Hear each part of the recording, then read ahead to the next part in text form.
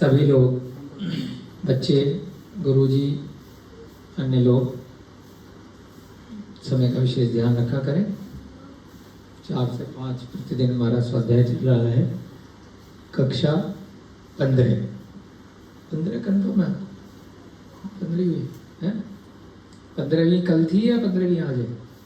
कल 14 बताया था इन्होंने। अच्छा, चलो देख लेना, करेक्ट कर देना जैसे भी हो। सभी लोग हाथ जोड़ेंगे। हाथ जोड़ो। नमो अरिहंताणं नमो सीताणं नमो ऐरियाणं नमो अज्जायाणं नमो लोए सब साहुणं। जय बोलिए देवादिदेव प्रथम तीर्थंकर आदिनाथ भगवान की। अंतिम तीर्थंकर 24वें वर्धमान महावीर भगवान की। वर्तमान के महान नायक श्री चारित्र चक्रवर्ती आचार्य भगवान श्री शांति सागर जी महान मुनिराज की। अनंत अनंत सिद्ध परमेश्वरी भगवानों की। सभी बच्चों को, बड़ों को, युवाओं को, महिलाओं को, पुरुषों को, सभी जितने भी जीव जंतु इस स्वाध्याय को सुन रहे हों, भविष्य में सुनेंगे, सभी को जय जिनेन्द्र, जय दूज जड़ंदो। यहाँ पर हमारा सम्यक कौमुदी का स्वाध्याय चल रहा है। सम्यक दर्शन, सम्यक ज्ञान और सम्यक चारित्र। हमारे ताऊ जी के बेटे हैं आगरा में, उनका नाम भी सम्यक है। वो सोच समझ के रखा गया होगा, जैसा नाम होता है वैसे बच्चों में गुण भी आ जाते हैं कई बार। सम्यक माने सही, एक तरह से सत्य। तो सही दर्शन, दर्शन माने देखना, आत्मा से ज्ञान चक्षु के माध्यम से सही चीज देखना, सही चीज का ज्ञान प्राप्त करना और सही चीज का आचरण करना। चारित्र माने उसको अपने आचरण में, अपने व्यवहार में, अपने प्रतिदिन के क्रियाकलाप में जो भी विश्वास किया है, जो भी ज्ञान अर्जन किया है, उसको अपनी दिनचर्या में ढालना। तो ये तीनों चीज जब हो जाती हैं तो इसको बोलते हैं रत्न त्रय। 3 रत्न। रत्न माने जैसे अंगूठी है, सोना, जो महंगी वस्तु है उसको रत्न बोलते हैं। तो सबसे महंगी वस्तु इस पूरे के पूरे संसार में है तो केवल रत्नत्रय दिगंबर मुनिचर्या, क्योंकि वही मोक्ष मार्ग है। प्रत्येक मनुष्य, प्रत्येक अन्य जीव अपने अपने अनुभव के आधार पर महंगी वस्तु अपनी जरूरत के हिसाब से, उस समय काल के हिसाब से ना डिसाइड करता है ना। किसी के लिए महंगी वस्तु क्या होगी कि मुझे पेन मिल जाए, ये मेरे लिए भाई, बच्चे के लिए पेंसिल बॉक्स मिल जाए, कपड़े मिल जाए, जूता मिल जाए। जिस चीज़ की उसको सबसे ज़्यादा ज़रूरत है उसके अनुभव के आधार पर उसके लिए सबसे कीमती चीज़ उस समय वही है। आपको मान लीजिए चश्मे की ज़रूरत है तो सबसे महंगा आपके लिए वही चीज़ है। घड़ी की ज़रूरत है वस्तु के हिसाब से। किसी को रोग हो गया तो उसके लिए सबसे महंगी चीज़ कि भाई मेरी जान बच जाए, मेरा रोग, बुखार ठीक हो जाए, सर दर्द ठीक हो जाए, कुछ भी ले लो, जो परेशान है। तो ये व्यक्ति व्यक्ति के हिसाब से, समय के हिसाब से उसके लिए कभी कोई चीज़ महंगी है, कभी कोई चीज़ महंगी है। लेकिन सारी की सारी सृष्टि को जब सामूहिक रूप से अगर चिंतन किया जाए तो जो भगवान है, जिन्होंने इस संसार से ही पार निकल गए और दोबारा इस संसार में नहीं आने, तो उन्होंने सारे जीवों को, चाहे उसमें चींटी आ गई, जो जीव दिखाई भी नहीं दे रहे, पेड़ पौधे भी आ गए, जल के अंदर भी जो जीव है वो भी आ गए, सब आ गए। उन्हें सबकी सामूहिक रूप से जब ये तुलना की गई कि इन सबकी दृष्टि से महंगी वस्तु क्या है। आपके लिए महंगी वस्तु मान लीजिए 1000 रुपये आपकी लिमिट है, और अमीर आदमी है तो उसकी 10,000, और अमीर है तो उसके लिए 1 लाख, फिर किसी की 1 करोड़, किसी की 100 करोड़, किसी की 1000 करोड़, किसी की कई लाख करोड़। जैसे जैसे व्यक्ति की वो वाली जरूरत पूरी हो जाएगी उसकी आवश्यकताएं बढ़ जाएंगी। साइकिल मिल गई तो स्कूटर चाहिए, स्कूटर मिल गया तो गाड़ी चाहिए, गाड़ी मिल गई तो बड़ी गाड़ी चाहिए, फिर और आगे आगे बढ़ता जाएगा। फिर बोलेगा भाई मेरे को तो पर्सनल हेलीकॉप्टर चाहिए, पर्सनल अपना जेट हवाई जहाज होना चाहिए। जैसी उसकी आवश्यकता है जैसे पूरी होगी उसकी महत्वाकांक्षा तुरंत ही अगला स्टेज पहुंचा देगी। होता है आपके साथ भी है। तनख्वाह 5,000 से 10,000 हो गई, 15 हो, 15 से 25 हो गई, 50 हो, उस हिसाब से आदमी मोबाइल खरीद लेगा, गाड़ी खरीद लेगा, स्टेटस के हिसाब से। अब मेरा ब्रांडेड का स्टेटस है, मेरी जरूरतें बढ़ गई। 15,000 में भी गुजारा कर रहा था, 2,000 में भी कर रहा था, 5,000 में भी कर रहा था, 50,000 में भी उसके खर्चे पूरे नहीं हो रहे, 5 लाख में भी नहीं हो रहे, 5 करोड़ भी आ जाएंगे तब भी नहीं हो रहे, क्योंकि आवश्यकताएं वो तुरंत उसी सेकंड बढ़ा ले। ये मनुष्य का ही नहीं, इस सृष्टि में सभी जीवों का स्वभाव है। तो आचार्य महाराज कहते हैं, भगवान कहते हैं, तीर्थंकर कहते हैं कि सभी लोग पूरे मैक्सिमम आकांक्षा है, जहां पर जाकर के अंत होगी उसका नाम है रत्नत्रय। उसके बाद फिर कोई महत्वाकांक्षा नहीं बचेगी।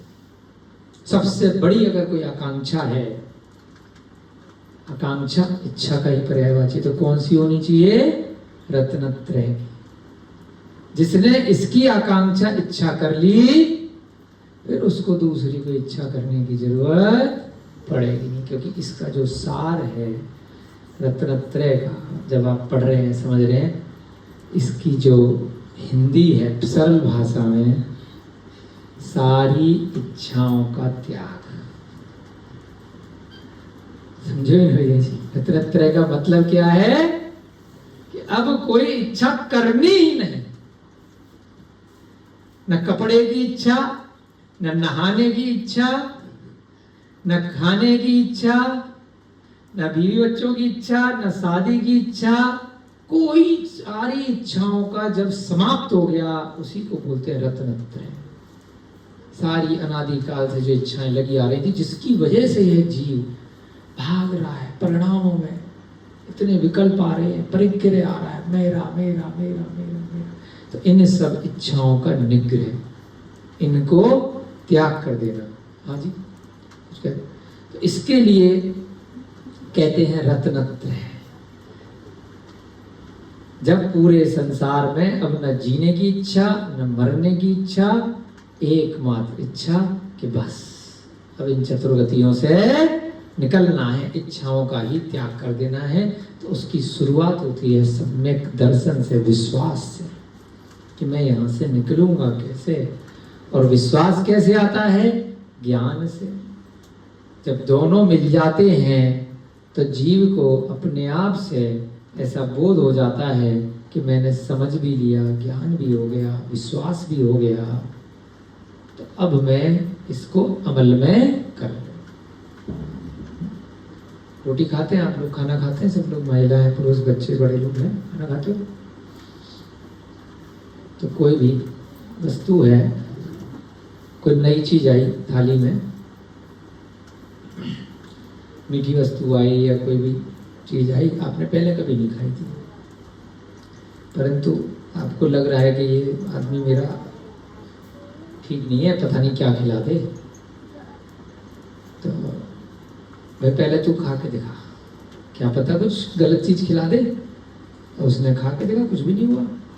अच्छा, अब विश्वास कर लिया, परीक्षा कर ली कि भाई इसमें कुछ गड़बड़ मिलाया हुआ, चल अब मैं खा सकता हूँ। देख लिया, ज्ञान हो गया, बर्फी है, नमकीन है, रोटी है, दाल है, सब्जी है, लेकिन थोड़ा सा डाउट था कि ये आदमी सही नहीं है, तो परीक्षा कर ली, पहले उसे खिला करके चेक कर लिया, अब कंफर्म हो गया कि हाँ ठीक है, अब खा सकते हैं।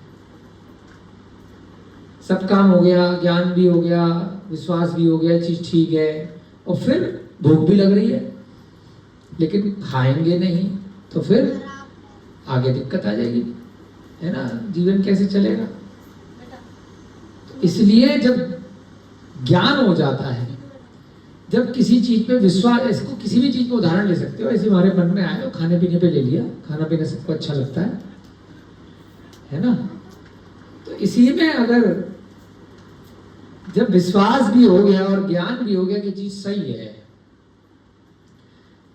तो फिर उसको ग्रहण करे बिना व्यक्ति रह नहीं पाता। उसी को कहते हैं चारित्र, कि ये चीज मुझे संसार से बाहर निकालेगी।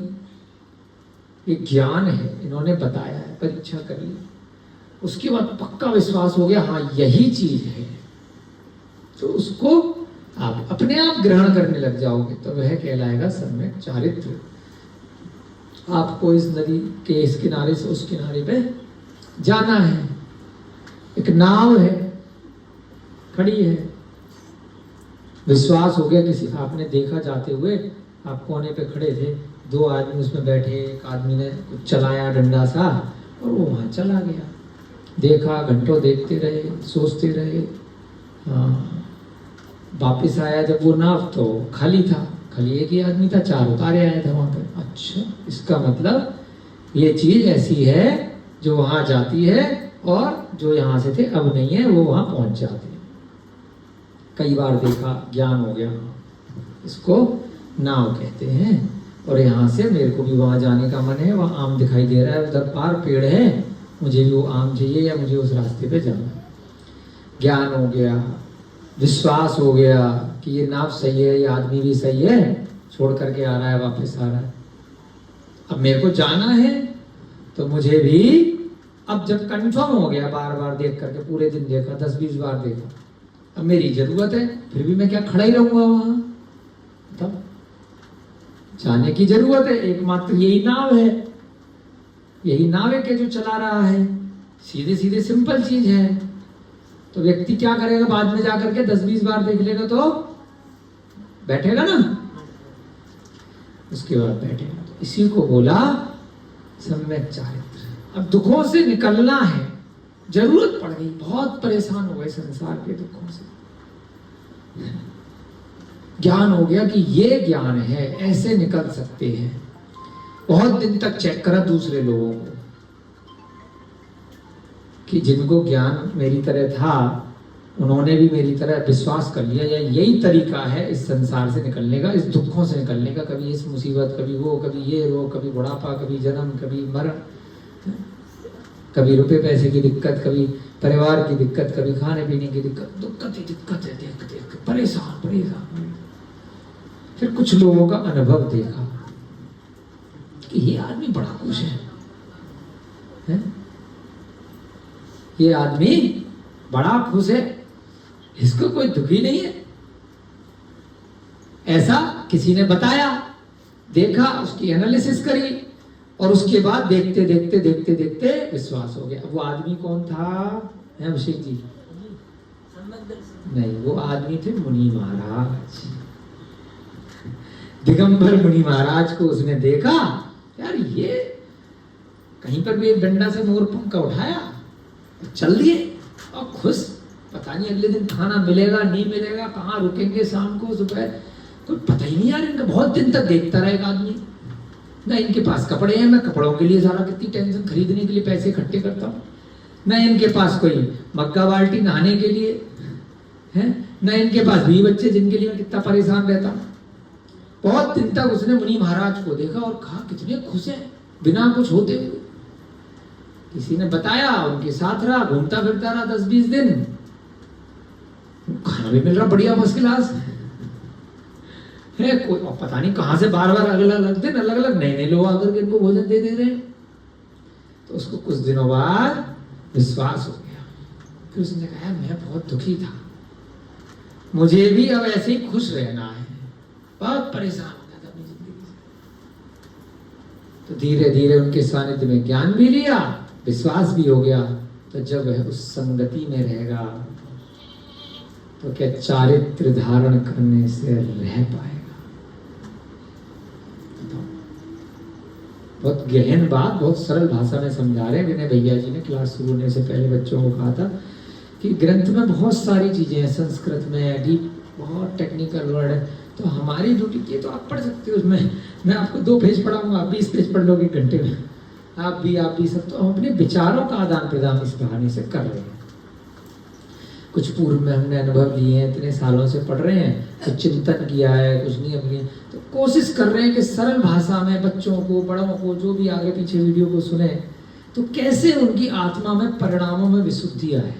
छोटी छोटी बातों से वो कैसे अपने प्रतिदिन की चर्या में, अपने स्वयं के उदाहरण में कैसे उसको लिंक करें, सम्यक दर्शन, सम्यक ज्ञान, सम्यक चारित्र। तो सच्चाई बता रहे हैं कि जब सम्यक ज्ञान हो जाता है और उसके बाद उस ज्ञान पर पूर्ण विश्वास हो जाता है, तो असंभव है कि व्यक्ति चारित्र को ग्रहण नहीं करेगा। ऐसा हो ही नहीं सकता कि जब उसे भूख लग रही है और सामने शुद्ध खाना पड़ा है, फिर भी वो धड़ धड़ धक्के खाता रहे, ढूंढता रहे, भोजन दो भोजन दो। अरे सामने है तेरी, इससे ये औषधि है, इससे तेरा ये रोग दूर हो जाएगा, ये काढ़े का पाउडर है, जंगल भैया जी 10 लोगों को देख रहा है कि इसने काढ़ा पिया, अर्जुन की छाल का किसी चीज का, और आदमी ठीक हो गया, बार बार देख रहा है, और उसे भी वही बीमारी है, तो क्या वो नहीं खाएगा? बताओ क्या कहना चाह रहा हूं? बस ये कहना चाह रहा हूं, चारित्र ग्रहण नहीं करना। एकदम नया चिंतन है हमारा। चारित्र अपने आप आ जाएगा,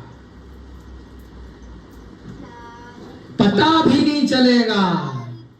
संगति में रहना है, सद संगति में रहना है। ज्ञान अर्जन करो, ज्ञान अर्जन करो, और उस ज्ञान पर विश्वास करते रहो, करते रहो, करते रहो, अपने आप आ जाएगा चारित्र। हमें स्वयं का नहीं पता कि कब हमने बाहर का खाना, कब, किस घड़ी और क्यों छोड़ दिया।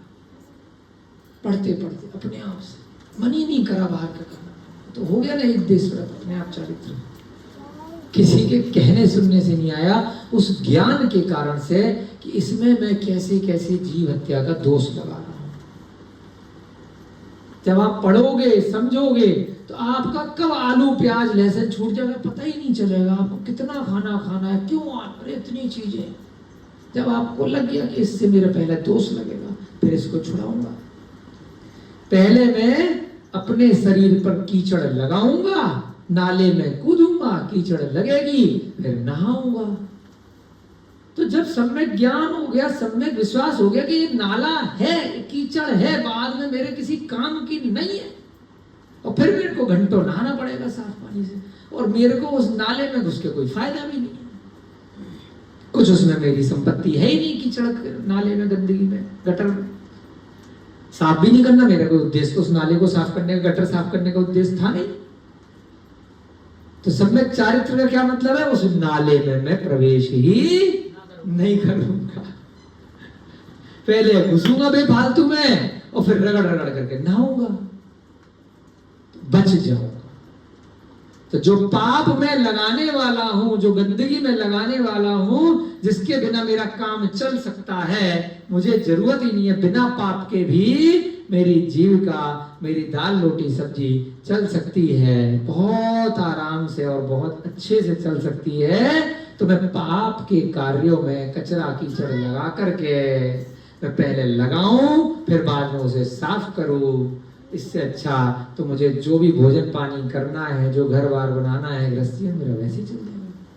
तो जब आप उस चीज से बच गए, उसी का नाम है चारित्र।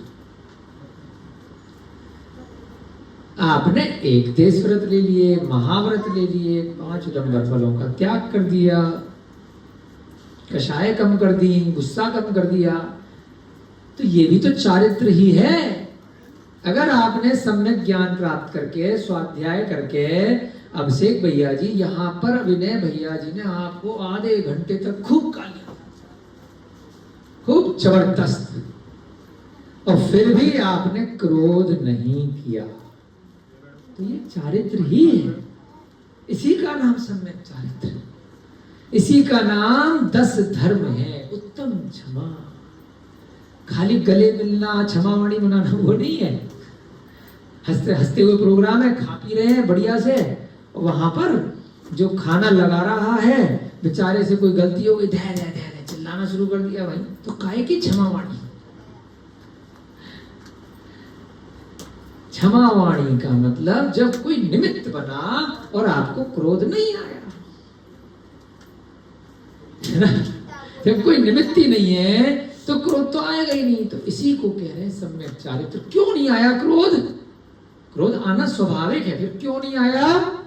क्योंकि मैंने ज्ञान अर्जन किया था और मैंने उस पर विश्वास किया था कि अगर मैंने क्रोध किया इसको तो कुछ नहीं होगा, मैं गया काम से, मुझे आत्मा में असंख्यात कर्मों का आश्रय हो जाएगा, मुझे आर्त रौद्र ध्यान हो जाएगा।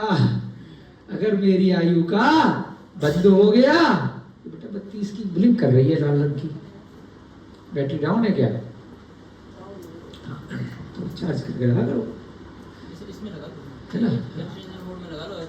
तो जो है मेरी आत्मा में नए नए गलत कर्मों का आश्रय हो जाएगा, उन आर्त और रौद्र परिणामों के कारण, उन, है ना, ध्यान के कारण। तो इसलिए मैं उस चीज से बच गया कि मेरे को क्रोध नहीं करना है।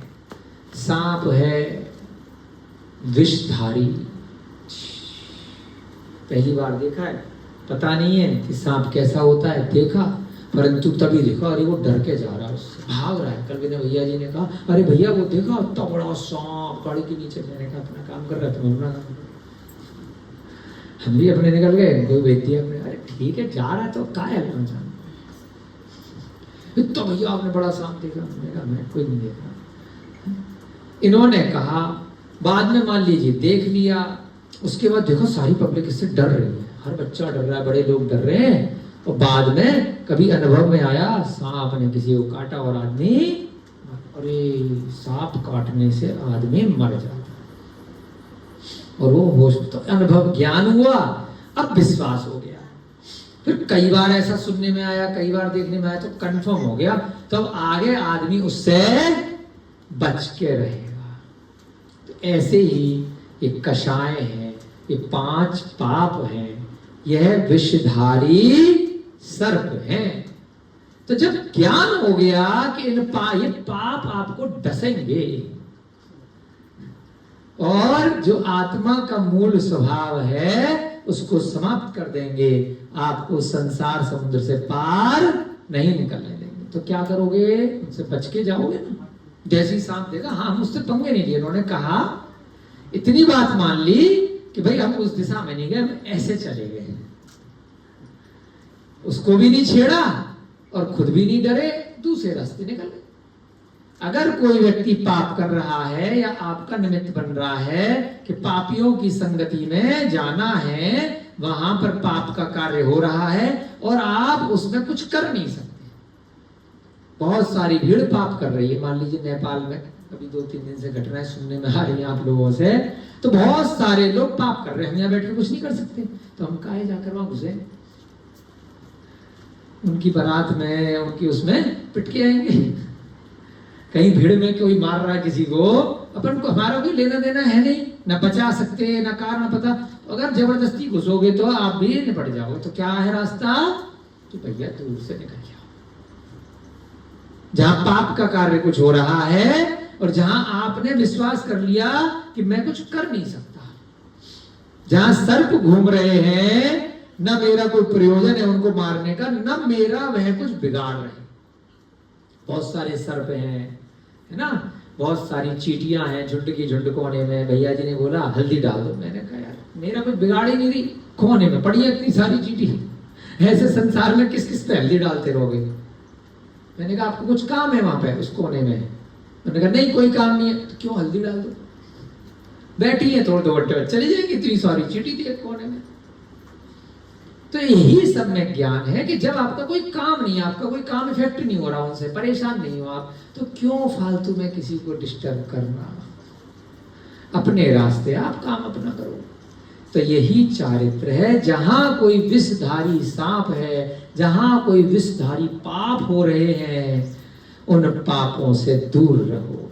प्रश्न आया नेमिनाथ भगवान के पास कि अच्छे खासे नीचे द्वारका में रह रहे थे, क्यों गए पहाड़ पे? और फिर प्रश्न आया कि यार सारे तीर्थंकर पहाड़ पे जाकर के क्यों करते हैं तपस्या? नीचे ही नहीं, आप तो भगवान हो, है ना। जन्म से ही आपको अवधि ज्ञान है, दीक्षा लेने के बाद मने पर ज्ञान हो रहा है, इतने बड़े बड़े तुम्हें ज्ञान है, तुम्हें कौन परेशान करेगा नीचे? 15 महीने तक रत्नों, तुम राजा के पुत्र, रत्नों की वृष्टि हो रही, नीचे भी बैठ जाओगे महल के अंदर ही एक कमरे में, कौन रोक रहा है? कोई भगवान का उदाहरण दे दो 24 तीर्थंकर में, जो जमीन पे बैठ करके जिसने तपस्या करके केवल ज्ञान प्राप्त किया। आया प्रश्न क्यों वहां इतनी दूर, क्यों इतने लंबे लंबे कदम रख के कि कोई आ नहीं पाए, बिना रास्ते के ऐसे से चढ़ के। अब तो रास्ते वास्ते बन गए शिखर जी में, गिरनार जी में, पालिता, बिना रास्ते के चढ़ रहे कि कोई दूसरा आ नहीं जाए पीछे पीछे। नहीं, जब भगवान गए उस समय की बता रहे हैं, जब वो दीक्षा लेकर के, जब भगवान पहली बार तपस्या करते हैं उस समय उस पहाड़ पे कोई मार्ग नहीं होता, बड़े बड़े कदम रख कर। तो ऐसी क्या जरूरत पड़ी? उसी से हम बता रहे हैं, हमने ग्रंथ में पढ़ा, उसको समझा कि क्यों गए, क्योंकि कोई डिस्टर्ब करने नहीं आया। चाहे महावीर गए, चाहे पारसनाथ गए, सब ने पहाड़ पे ही क्यों करी जाकर के तपस्या, नीचे ही क्यों नहीं कर ली यहीं पर महल में बैठ कर? उन्हें कौन रोक रहा है? इतने बड़े बड़े राजा महाराजा, चिंतन का विषय है उनके लिए तो सारे पूरा, क्योंकि जब वो नीचे ध्यान पे बैठेंगे तो 1000, 2000, 20,000, 10,000 सारे वहां पे बैठ जाएंगे, मेला लगा करके सब बैठ जाएंगे। भगवान कब जो है ध्यान से उठेंगे, ध्यान से हजारों की पब्लिक बैठ जाएगी परेशान करने के लिए। कोई आरती करता रहेगा, कोई नगाड़े बजाता रहेगा, कोई जय जयकार लगाता रहेगा, कितना डिस्टर्ब करेंगे। इसलिए पहले वो कहते हैं कि पहले भैया केवल ज्ञान लूंगा, उसके बाद देखी जाएगी, तब कर लेना जितना डिस्टर्ब करना है, चाहे देवता आए चाहे मनुष्य आए, उसके बाद आना जिसको आना। अभी तो खाली तब कल्याणक है, बस पंचम जो स्वर्ग है ब्रह्म वाले वो आए, वो थोड़ी सी अनुमोदना करें और अपने घर जाएं, और बाकी के पालकी में बिठाएं और मुझे उड़ा करके पहाड़ पे छोड़ा है।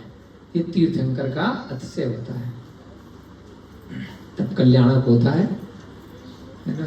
ब्रह्म स्वर्ग से देव आते हैं, बाकी किसी की कोई एंट्री फालतू लोगों की नहीं है, परेशान करने वाला लोकांत है ना। हरी बात समझ में है? तो इसी का नाम सम्यक दर्शन, सम्यक ज्ञान, सम्यक चारित्र है। तो हम सबको क्या करना है इस ग्रंथ की प्रेरणा से, आज की जो कथा आगे चलने वाली है उसकी प्रेरणा से, कि कहीं पर भी आपको ऐसा लगे कि मेरे मन में, मेरे परिणामों में विकार आ रहे हैं, तो मैं उस चीज से दूर हट जाऊं। जब मैं कुछ नहीं कर सकता, जब मैं ठीक नहीं कर सकता, क्योंकि मुझे अपना वही दूर हटना भी चारित्र है। उस पाप से दूर हटना, उस पाप के कार्य से दूर हटना, उस क्रोध से दूर हटना। जहां बहुत सारे मायाचारी लोग बैठे हुए हैं, मैं वहां से दूर हट जाऊं। जहां जिस वस्तु को देख करके मेरे मन में लोभ आ सकता है, लालच आ सकता है ना, और उस धन संपत्ति की, रत्नों के, आभूषणों की मुझे जरूरत नहीं है, मैं वहां से दूर हट जाऊं। क्रोध, मान, माया और लोभ, जहां पर जिस कार्य को करने में मुझे घमंड आ सकता है और मेरा कोई काम नहीं है वहां पर, तो मैं वो पद को ग्रहण ना करूं, उस पावर को मैं लूं। तो मेरे को पद का घमंड आ गया, मुझे रुपए पैसे का घमंड आ गया, मुझे राजा बनने का घमंड आ गया, मुझे मंत्री बनने का, घमंड आ गया। तो उनसे दूर रहना भी चारित्र है। तो चाणक्य की भी कहानी बताई थी ना, आपको पढ़ाएंगे चाणक्य वाला ग्रंथ। चाणक्य जब पैदा हुए, उनके पिताजी ने जन्मपत्री दिखाई। उसकी जन्मपत्री में आया राजयोग। पंडित जी ने बोला राजा बने। पिताजी जैन दर्शन के अनुयायी, उन्होंने कहा मैं तो अपने बेटे को मुनि महाराज बनाऊंगा। राजा बन के तो ये पाप के कार्य करेगा, पद आ जाएगा, घमंड आ जाएगा। अगर राजपद पे मर गया तो मेरे सारे जीवन की साधना और बेकार हो जाएगी, मेरा पुत्र नरक चला जाएगा। कहां तो राजा और कहां नरक, त्रियंच गति में। कहां पशु, जितने पशु पक्षी हैं, या तो राजा महाराजा रहे हैं, बहुत धनवान संपत्ति वाले रहे। हम और आप इनके सामने कुछ नहीं है। पिछले भव में अगर चले जाओ, हाँ, जितने भी पशु पक्षी। तो चाणक्य ने कहीं सुना, भाई इसका कोई विकल्प बताओ, मुझे राजा नहीं बनाना। मैंने कहा भाई इधर उधर से पता किया। पैदा होते ही कुछ समय बाद चाणक्य के पिता ने अपने ही बेटे के सामने के दांत तोड़ दिए, जैसे पक्के दांत आए के सामने के सारे दांत टूटा हुआ को कोई राजा नहीं बनाएगा।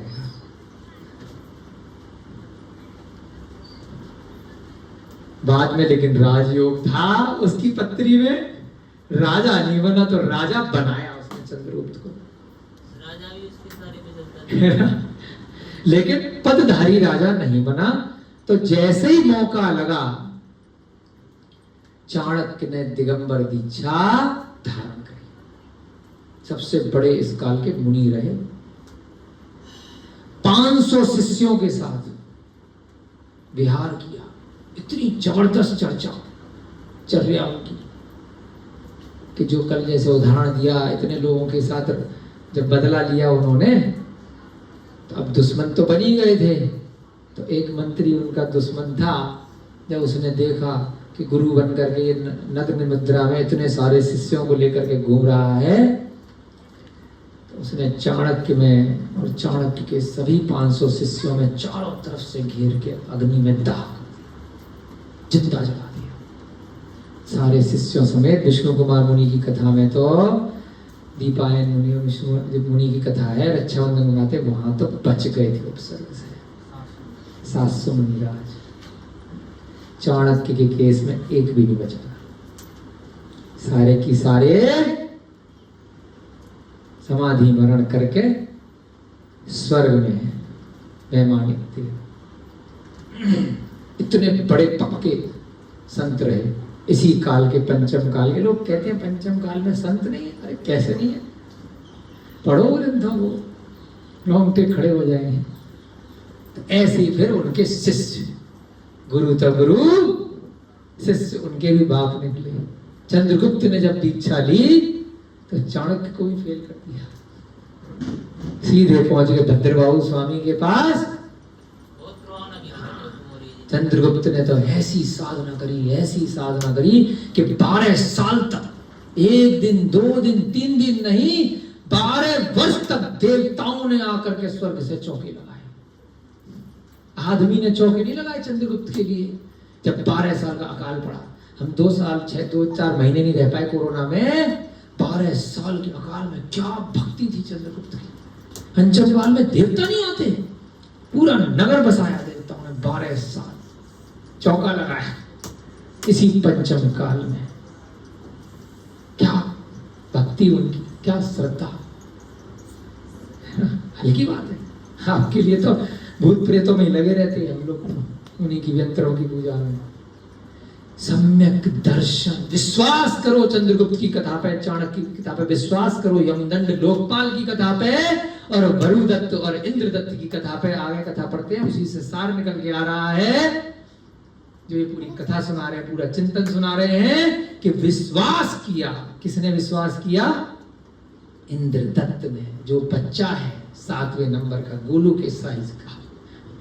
तो कह रहा है अब डरूं किससे, जहां राजा ही मेरे को मारने के लिए ले आया, मेरे माँ बाप ने ही मुझे बेच दिया, माँ अपने हाथ से जहर लेकर के आ रही है और पिता अपने हाथ से मेरा गर्दन मोड़ करके मार रहा है। किसके लिए? चंद रुपयों के लिए। हे प्रभु, तो जीने का क्या फायदा? मैं मरूंगा, जिया तो खुशी खुशी और मरूंगा भी तो शान से। अब देखो क्या हो रहा है। इसलिए मेरा धीरता के साथ मरो। राजा पूछ रहा, भाई इतना हंस क्यों रहा है? तुझे मरने से डर नहीं लग रहा है? ऐसा क्या कारण है? लोग प्राणों की भीख मांगते हैं और तूने कोई जुर्म भी नहीं किया। तू जरा सा 4 दिन का बच्चा। मैंने आज तक तेरे जैसा हिम्मत वाला आदमी नहीं देखा। बड़े बड़े सूरवीर देखे। तो उस बच्चे ने कहा है, जब माता और पिता के द्वारा पुत्र दे दिया गया, राजा ने सख्त शस्त्र से घात कर लिया और देवता के सामने बलि चढ़ा रहे, तो राजा से बच के जाऊंगा तो भगवान के पास जाऊंगा, माता से बचूंगा तो पिता पे जाऊंगा, पिता से बचूंगा तो माता पे। दोनों परेशान कर रहे हैं, तो अड़ोसी पड़ोसी दादाजी वो भी परेशान कर रहे हैं, तो राजा परेशान कर रहा है, तो भगवान ही बलि मांग रहे हैं मेरी। तो मैं जाऊंगा, मैं तो खुशी खुशी जा रहा हूं, जो करना है अब। इसलिए मेरा धीरता से मरण हो। यह वचन सुनकर राजा के पसीने छूटे। क्या बच्चा है भाई साहब, है? अब प्रतौली मतलब उस नगर का जो देवता है, प्रधान द्वार से और उस नगर से भी मुझे कोई प्रयोजन नहीं है। राजा ने कहा कि देखो भाई, ये मंत्री का किया धरा है बेटा, मेरा कोई लेना देना। मैंने ना वो आदमी बनाया सोने का, ना मैंने भेजा। तुम मेरे को दोष मत दे, मैं तो जैनी आदमी, मैं तो एक चीटी भी नहीं मारता। प्रतौली मतलब वो जो देवता है वहां का, नगर का। ना मुझे प्रतौली से कोई प्रयोजन है, ना मुझे इस प्रधान द्वार से कोई प्रयोजन है, ना मुझे इस नगर से कोई प्रयोजन है। मैंने तो सबको बोल दिया है, जहां मैं हूं वही नगर है, मैं नवीन नगर बसा लूंगा। तू बेटा काय टेंशन ले रहा है? इस प्रकार अब ये सारे घटनाक्रम को वहां पर सब पब्लिक देख रही है, सब चीजें हो रही हैं। धैर्य सहित राजा का भी जैन दर्शन पे विश्वास, सम्यक दर्शन है राजा का। वही बार बार सुन सुन के जब आप लगातार इस ग्रंथों की संगति में रहोगे, एक ग्रंथ खत्म, एक कथा खत्म, दूसरी कथा, दूसरा ग्रंथ, लगातार प्रतिदिन लगातार 1 साल 2 साल 5 साल 10 साल इनका अभ्यास करोगे, ज्ञान अर्जन करोगे, विश्वास करोगे, तो अब से एक भैया जी गारंटी है 100% कि चारित्र अपने आप आएगा। किसी के कहने से, किसी के सुनने से, किसी के रोने पीटने से नहीं आएगा, अभ्यास से आएगा, उस संगति से आएगा, इस ग्रंथों की संगति से आएगा। जब बार बार ऐसी कथाओं को अंतरात्मा तक पहुंचाओगे, सुनोगे, आज नहीं, कल नहीं, परसों, बार इस माहौल में रहना पड़ेगा, इनमें डूबना पड़ेगा। रोज टीवी की कहानियां देखोगे तो कब वो काम करने लग जाओगे पता ही नहीं चलेगा, जो टीवी वाले, वो फिल्मों वाले कर रहे हैं। देख करके, सुन करके, पिक्चरें देख करके, टॉकीज जा करके, आपको पता ही नहीं चलेगा कि कब वो इतने सारे हीरो हीरोइन शराब पी रहे हैं और कब मैंने शुरू कर दी देख करके। आपको उसमें कुछ गलती लगेगी कि रोज उसी माहौल में। ऐसे ही रोज जब सम्यक ज्ञान और सम्यक दर्शन के माहौल में रहोगे, आप सब ज्ञान दानम के गुरुकुल के बच्चे और जो भी इस कक्षा को सुन रहे हैं, समझ रहे हैं, तो असंभव है, असंभव कह रहा हूं, गारंटी ले रहा हूं कि चारित्र आएगा जैसे यहां आ रहा है अगली लाइन में। सुनो क्या कह रहे हैं। जब इस प्रकार धैर्य सहित राजा को और ऐसे बालक के साहस को देखा, जो नगर का देवता था प्रतौली, उसने द्वार का निर्माण कर दिया। देवता ही आ गए ऊपर से उतर करके, पंचाश्चर्य हो गए, 5 आश्चर्य। बालक की पूजा करी देवता ने, ना वो दीक्षा लेकर के दिगंबर मुनि है, ना राजा, इतने पूरे नगर के सबसे गरीब आदमी का सबसे छोटा बेटा, भिखारियों का भी भिखारी, कि जिसके मरने से किसी को कोई फर्क नहीं पड़ रहा था, तभी तो उसकी बलि दे रहे थे कि भैया तू किसी काम का नहीं है, तू जा मर, तेरी वजह से इतने पैसे मिल जाएंगे। बालक की पूजा करी देवताओं ने स्वर्ग से आकर के, और दोनों के ऊपर पुष्प वृष्टि करी। राजा भी महान और वो छोटा सा चिंदी सा बच्चा भी महान। मतलब ये असत्य घटना नहीं है, सत्य कथाएं चल रही हैं, कोई मनोरंजन की कथाएं नहीं है। उससे हमें प्रेरणा लेनी है। हमें क्यों फिल्मी कहानी सुननी टाइम पास करने के लिए? मनोरंजन आपको समय पास करना है तो सम्यक दर्शन की, सम्यक कॉमेडी, ऐसे ग्रंथों की कथा पढ़ो, समय भी पास होगा, अंतरात्मा भी झकझोर दी जाएगी और आगे आपको प्रेरणा भी मिलेगी जीवन जीने की। पंचाश्चर्य क्या क्या हुई? रत्न वृष्टि। अब वो 1 करोड़ दीनार नहीं गिर रही, अब आकाश से रत्न गिर रहे हैं, पुष्प वृष्टि, आकाश से पुष्प गिर रहे हैं। देव दुंदुभी, देवों ने आकर के आकाश से दुंदुभी बजा रहे हैं। जो आप बजा रहे हो ना बैठ करके म्यूजिक लगा करके ब्लूटूथ से मोबाइल पे, वो नहीं बज रहा, देव आकर के बजा रहे हैं। मंद और सुगंधित और शीतल पवन बह रही है। इस प्रकार से 3 प्रकार की वायु। साधुवाद, देवता वाह वाह वाह, देवता ऊपर लाइन लगा के खड़े हो गए आकाश में।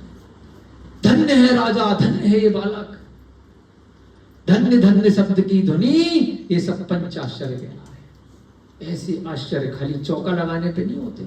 राजा महाराजा चौका लगाते हैं ना, 4 दिहाड़ी का आहार होता है तब भी होते हैं, रत्न वृष्टि होती है। तो ऐसी घटनाक्रम में भी पंचाश्चर्य हुआ जा करते हैं, और पंचम काल में भी हो जाए तो कोई बहुत बड़ी बात नहीं है। हमें क्या करना है?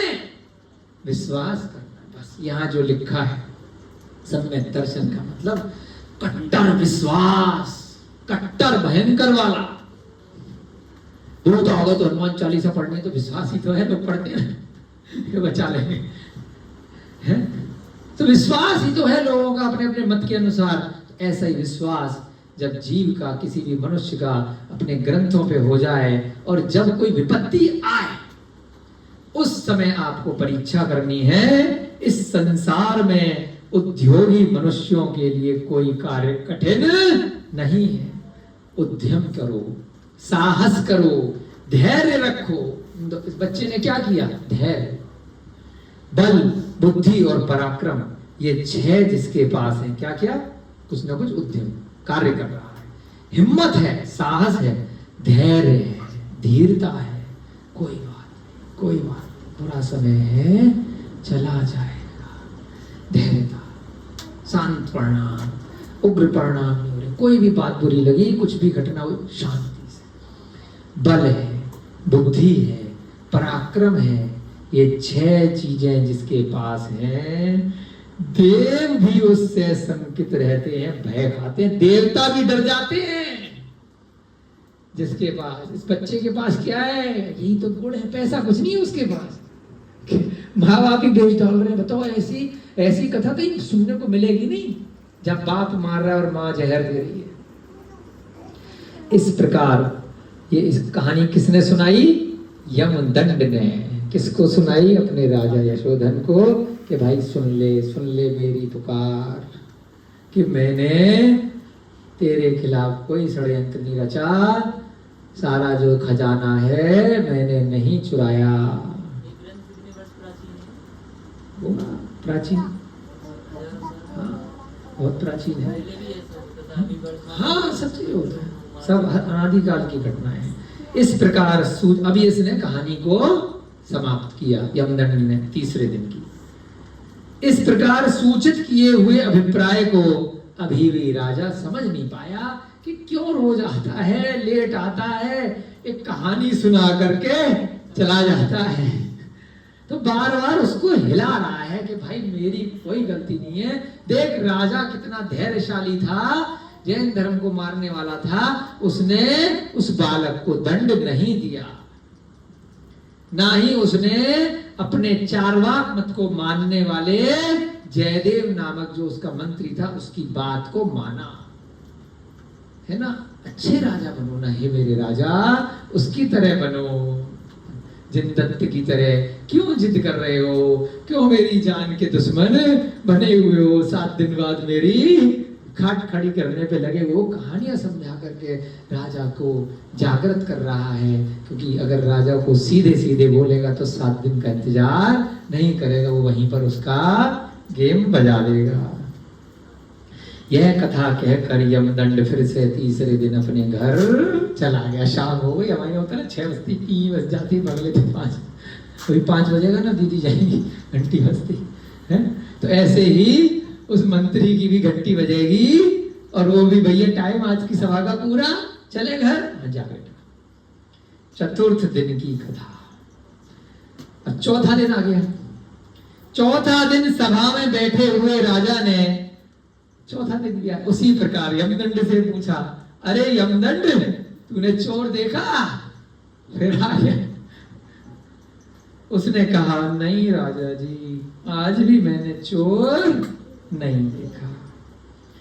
राजा ने फिर कहा, फिर इतना समय क्यों लगा? अब यमदंड फिर चालू।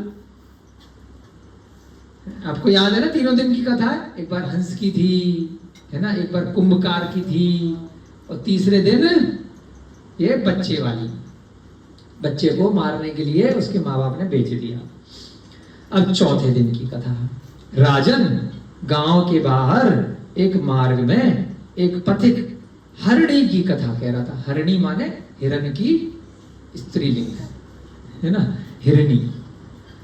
हिरण होता है ना डियर, जो जंगल में रहता है, बकरी जैसा प्यारा सा होता है हिरण, डियर पार्क। हर जगह जहां से निकलता है इसको कोई ना कोई कहानी सुनाते हुए लोग मिल जाते हैं नगर। कमाल का है यमदंड में, वहीं बैठ जाता है पान की दुकान। मैं जब आ रहा था तो गांव के बाहर मार्ग में एक पथिक, पथिक माने एक ऐसी जाने वाला, घूमने वाला, रास्ते वाला आदमी एक हिरणी की कथा सुना रहा था। मैं भी बैठ गया। मैंने टाइम पास करने के लिए, चोर वोर तो मिलना नहीं था, उसकी कथा सावधानी से सुन ली, इसलिए थोड़ा लेट हो गया, बहुत समय लग गया। राजा ने कहा कि चल भाई, मैं भी खाली, तू भी खाली, सुना दे। 3 दिन से तो दिमाग चाट रहा मेरा, एक दिन और सुना। राजा ने कहा, वह कथा का निरूपण मेरे लिए कर दे। यमदंड ने कहा, ठीक, अच्छी बात, सुन लो। सुनो, क्या कथा थी? हिरण की। हिरण की कथा सुना रहे हैं, ध्यान से सुनिए आप सभी, कुछ नया सीखने को मिलेगा। चारों दिशाओं में वर्तमान तालाब से युक्त और अनेक पत्तों वाले सीधे वृक्षों के समूह से विस्तृत एक उत्तम वन में तालाब के तट पर कोई हरिणी यानी कि हिरनी रहती थी। मतलब कि बढ़िया सा तालाब है, वहां पर बहुत सुंदर सुंदर चारों दिशाओं में जंगल है, वृक्ष हैं, उत्तम वन है। और तालाब के अंदर तो हिरनी रहेगी नहीं, तट पर रहेगी, पानी वानी कोने से पी लेगी, इधर पत्ते वत्ते खा लेगी, और इधर बढ़िया से फल फूल जो गिरते होंगे, अपना टाइम पास चल रहा था। एक बड़ी प्यारी सी हिरनी रहा करती थी। वह बच्चों के साथ वन की अकृत्रिम भूमि में तृण आदि का भक्षण कर, तालाबों में पानी पीकर सुख से समय व्यतीत करती थी। हिरण भी बड़े खुश रहते हैं अगर अच्छी जगह रह रहे हैं, जहां कोई मारने वाला नहीं आ रहा, जहां कोई शेर नहीं आ रहा, किसी भी तरह का कोई डर नहीं है, बढ़िया से अपना, कोई कूड़ा कचरा फैलाने वाले मनुष्य नहीं है, गंदगी वाले, बढ़िया घास फूस फल फ्रूट मिल रहे हैं जंगल में, तो पशु भी हम जैसे मनुष्यों से ज्यादा खुश हैं कई जगह। तृण माने घास, तृण आदि का भक्षण कर तालाब का क्लीन वाटर, शुद्ध पानी पी रही बढ़िया से और सुख से रह रही है। उस वन के निकटवर्ती नगर के राजा अरिमर्दन के बहुत पुत्र थे। अब उस जंगल के पास में जो नगर था उसका राजा कौन था? अरिमर्दन। बड़ा अच्छा नाम है नया सा, अरिमर्दन। जंगल के पास में एक नगर है। किसी शिकारी ने एक मृग का बच्चा पकड़कर एक कुमार के लिए दिया। अब कोई शिकारी वहां पर पहुंच गया। मृग माने ये हिरणी, हिरणी का बच्चा पकड़ लिया और एक कुमार के लिए दे दिया, राजा के कुमार के लिए।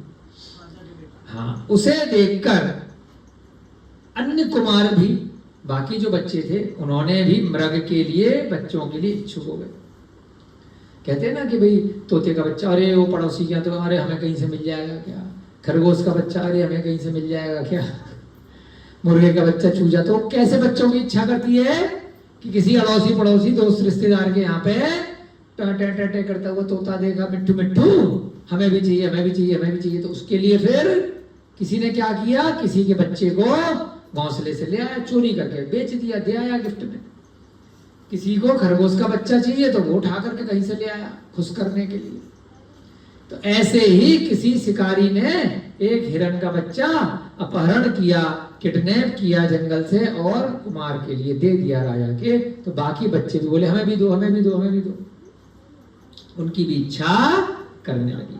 इसके पश्चात उन सब बच्चों ने मिलकर राजा के सामने जाकर के कहा। अब सारे बच्चे छोटे छोटे गोलू जैसे, और ये क्या नाम है छोटे बच्चों का, अगर किसी बच्चे के पास कोई चीज देख ली तो अपने जाकर को हमें भी चाहिए गुरुजी, आपने इसको पेन दी, पेंसिल दी तो मुझे भी चाहिए, मुझे भी चाहिए। उससे पहले उसकी इच्छा नहीं थी। कई बार होता ना, एक बॉल पकड़ा दिया आपने, दूसरा भैं भैं भैं भैं रो रहा मुझे भी चाहिए। उससे पहले दोनों मस्त घूम रहे थे।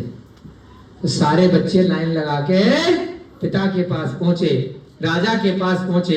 हे स्वामी, हम लोगों को भी मृग के बच्चे चाहिए, हम भी हिरण के बच्चे से खेलेंगे। जब तक वो छोटा बच्चा है तो छोटे बच्चे खेलते हैं ना।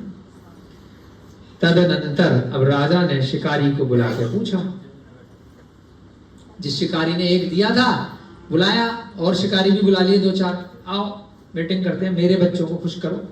हे शिकारियों, कहो किस वन में मृगों के बहुत बच्चे मिलते हैं। यहाँ आसपास भाई कौन सा जंगल है ना। जैसे मान लीजिए मोर के बच्चे कहाँ मिल रहे, शेर के बच्चे कहाँ मिल रहे, खरगोश के बच्चे कहाँ मिलेंगे, तोते कहाँ मिलेंगे। तो भाई पूछा उन लोगों से, मेरी जानकारी में नहीं, बेटे कहाँ से लाए थे तुम ये हिरण का बच्चा। अब तुमने एक को दे दिया, मेरे तो 6 बच्चे हैं, अब वो खेल नहीं रहे एक से। तो भाई कहाँ मिलेंगे और बच्चे। किसने कहा? राजा ने उन लोगों को बुला के। फिर एक शिकारी ने कहा, हे देव, जीर्णोद्यान में बहुत मिलते हैं। उस उद्यान का नाम है जीर्णोद्यान, वहां पे बहुत सारे हिरण हैं, वहां उनके बच्चे मिल जाएंगे। यह सुनकर राजा स्वयं ही शिकारी का वेश रखकर वहां चल दिया कि चल मैं खुद ही ले आऊंगा अपने बच्चों के लिए। राजा ने अपना भेष जैसे शिकारी लोग रखते हैं, तीर वीर लगा करके, ऊपर मुकुट लगा करके, सीखे वीके लगा के रखते हैं ना, देखे होंगे ना शिकारी फिल्मों में, इधर उधर फोटो में लगा लो करके। अपने राजा के मुकुट माला लेकर के क्या करेगा, जंगल में जाकर के जंगल के हिसाब से ड्रेस पहन ली उसने, है ना, अपना कवर ओवर करके राजा स्वयं ही शिकारी के वेश में वहां चल दिया। उस वन को विषम देखकर, बड़ा भाई हिरण वहीं तो रहेंगे जहां आसानी से नहीं पहुंच पाएगा शिकारी, तभी तो सुरक्षित है। तो यह जंगल बहुत ही विषम है। विषम माने आसान नहीं है, घनघोर जंगल है, कहीं गड्ढे, कहीं है ना पानी, कहीं जंगल बिल्कुल भयंकर, वहां रास्ता भी नहीं निकलने का, झाड़ियां बहुत भयानक। अब वहां जाकर के उसने दिमाग लगाया कि मृगों के बच्चे पकड़ने के लिए क्या उपाय किया जाए, कैसे बुद्धि की जाए। चारों दिशाओं में वर्तमान तालाबों का बांध फोड़कर जल इकट्ठा कर लिया। पागल है ना, जबरदस्ती बच्चे पकड़ने के लिए, जिसका काम उसी को साझे, उसका तो काम है नहीं। उसने क्या किया, उल्टे सीधे काम करने शुरू कर दिए। तालाबों को ही उसने, जहां से जैसे उसकी बाउंड्री होती है तालाब की, आपको जैसे नहर का पानी निकालना है, जैसे वो रुके हुए तालाब हैं तो रास्ता बना दिया कि पानी बह जाए। दूसरी जगह जल इकट्ठा कर लिया, सब ओर जाल बिछवा दिया, पूरे जंगल में जाल बिछा, जो यहाँ पे हिरण होंगे पकड़ में आ जाएंगे। और जो सूखे पत्ते थे वहां जंगल के, जीर्ण शीर्ण पत्ते, उनको इकट्ठा करके माचिस की तिल्ली आग लगा दी।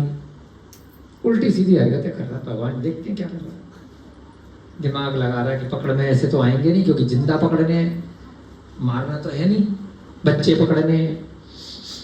ऐसा हमने सुना है, जैसे हाथी पकड़ते हैं तो गड्ढा कर देते हैं, उसमें पत्ते डाल देते हैं, फिर हाथी का बच्चा या हाथी गिर जाता है, फिर बाद में उसको निकाल देते हैं।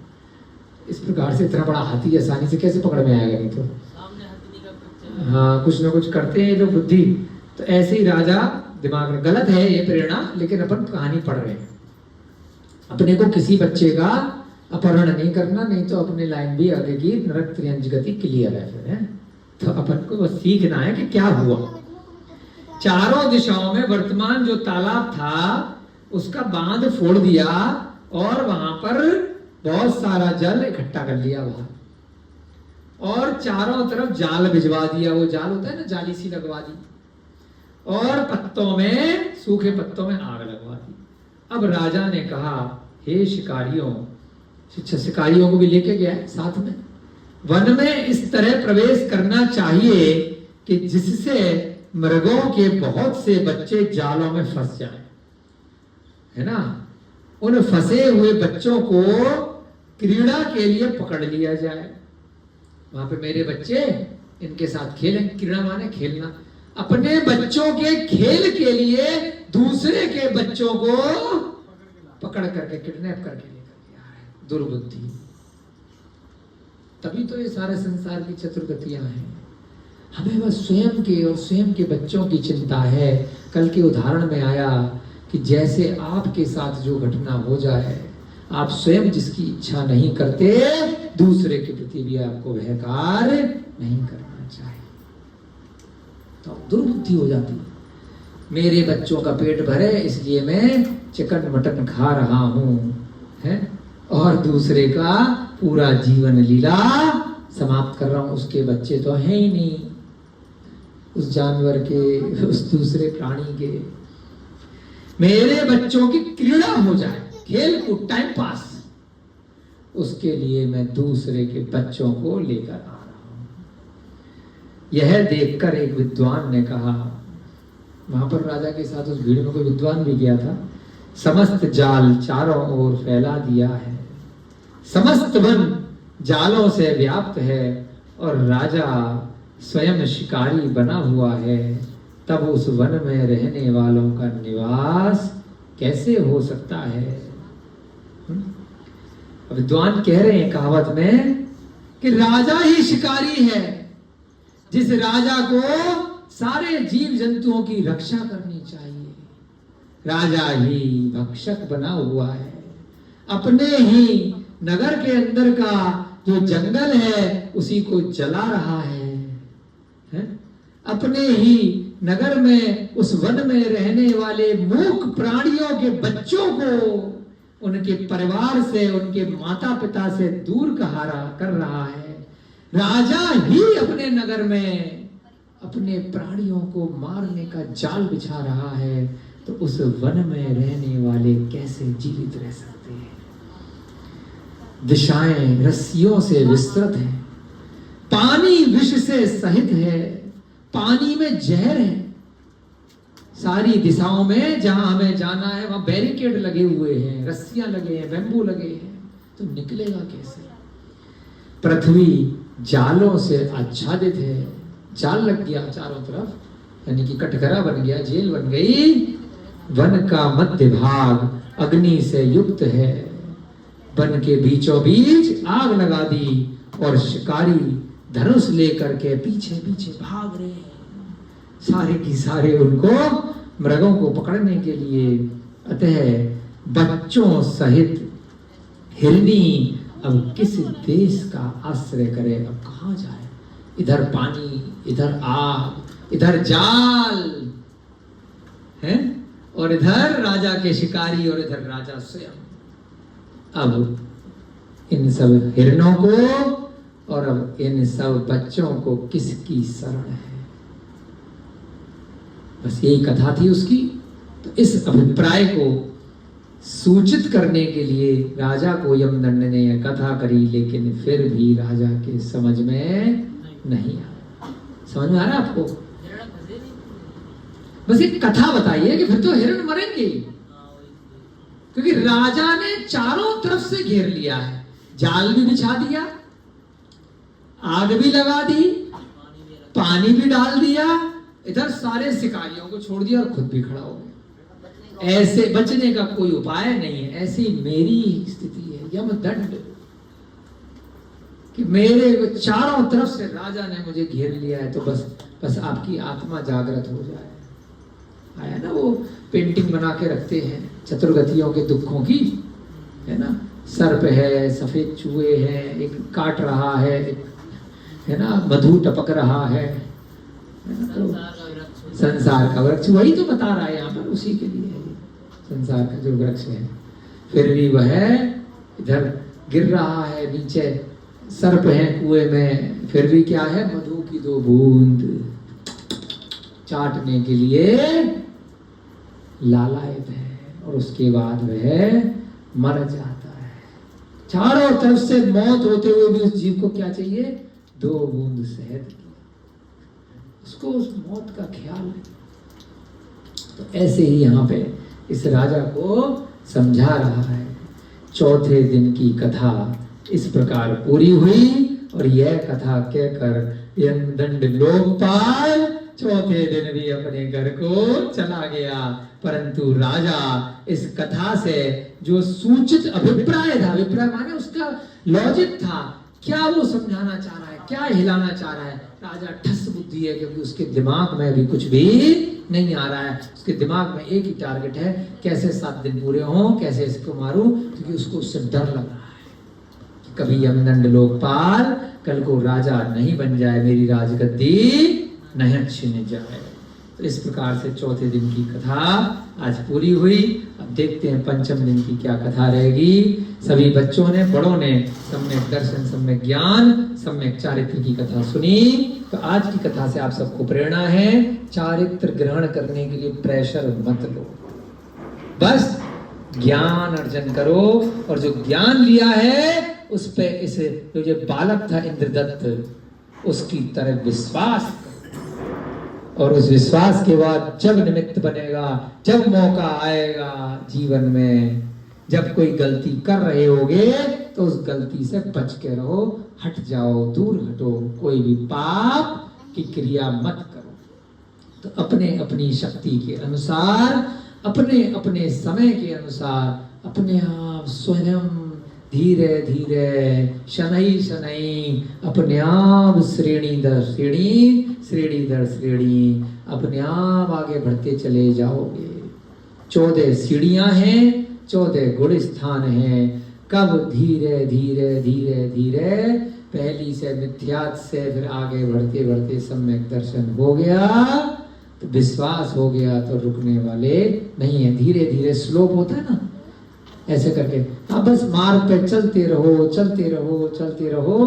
कब आपको बिना किसी कष्ट के, सौम्यता के साथ, सुलभता के साथ, बहुत आराम आराम से 14वें सोपान तक, 14वें गुण स्थान तक अयोग केवली की अवस्था मिल जाएगी, सिद्ध परमात्मा बन जाएंगे, पता भी नहीं चलेगा। हम सब अब क्या इच्छा करें, कोई इच्छा नहीं करनी, यही सबसे बड़ी इच्छा है। उसी के लिए हम सब प्रयास करें, तो हम भी किसी न किसी दिन स्वयं सभी लोग निर्ग्रंथ पद को प्राप्त कर लेंगे।